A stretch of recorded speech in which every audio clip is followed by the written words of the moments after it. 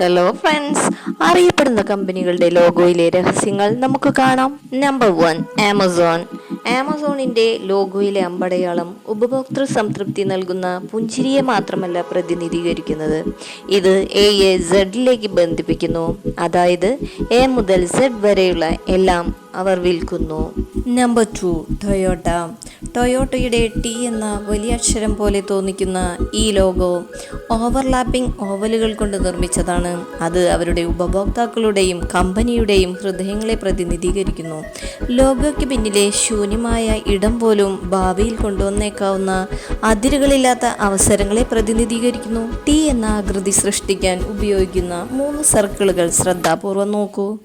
Toyota എന്ന വാക്കിൽ നിന്നുള്ള എല്ലാ അക്ഷരങ്ങളും ഉള്ളിൽ മറഞ്ഞിരിക്കുന്നതായി നിങ്ങൾക്ക് കാണാനായിട്ട് സാധിക്കും. കമ്പനിയുടെ മുഴുവൻ പേരും ഈ ഒരു ലളിതമായ ചിഹ്നത്തിന് അനുയോജ്യമാണ്. Number 3, Hyundai. ഹ്യുണ്ടായിയുടെ ലോഗോ വളരെ ഫാൻസിയും സ്റ്റൈലൈസ്ഡായും കാണപ്പെടുന്നു.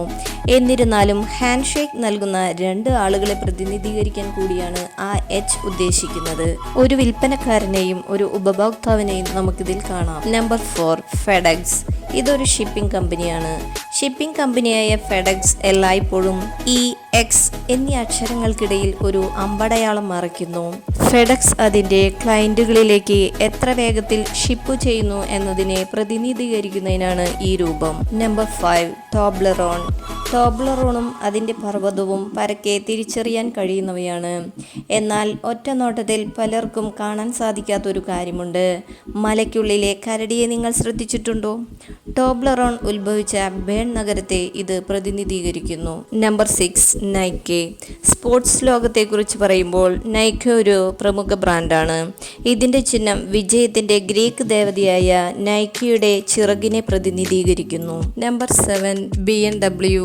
BMW വിമാന എഞ്ചിനുകൾ നിർമ്മിക്കാൻ തുടങ്ങിയതിനാൽ BMW സർക്കിളിലെ 2 നിറങ്ങളിലുള്ള ചതുരങ്ങൾ ഒരു പ്രൊപ്പല്ലറിനെ പ്രതിനിധീകരിക്കുന്നുവെന്ന് പലരും പറയുന്നു.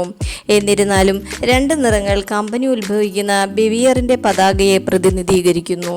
Number 8, levees. എല്ലാവർക്കും ലെവിയും അവരുടെ ഉൽപ്പന്നവും അറിയാം, ജീൻസ്. എന്നിരുന്നാലും കുറച്ച് ആളുകൾ മാത്രമാണ് അവരുടെ ലോഗോയിൽ ശ്രദ്ധിക്കുന്നത്. ചുവന്ന ആകൃതിയുടെ അടിയിൽ ക്ലാസിക് ലെവിയുടെ പോക്കറ്റുകളുടെ കട്ടൗട്ട് നിങ്ങൾക്ക് വ്യക്തമായി കാണാൻ സാധിക്കും. Number 9, Adidas. കായിക ലോകത്തെ ഏറ്റവും പ്രശസ്തമായ ഒന്നാണ് അഡിഡാസിന്റെ ലോഗോ. എന്നാൽ വാക്കുകളുടെ മുകളിലുള്ള 3 വരികൾ ഒരു പർവ്വതത്തെ പ്രതിനിധീകരിക്കാൻ ഉദ്ദേശിച്ചിട്ടുള്ളതാണെന്ന് നിങ്ങൾക്കറിയാമോ? അത്ലറ്റുകൾ നേരിടുന്ന ബുദ്ധിമുട്ടുകളെയും പ്രതിബന്ധങ്ങളെയും ഇത് പ്രതീകപ്പെടുത്തുന്നു. Number 10, Audi.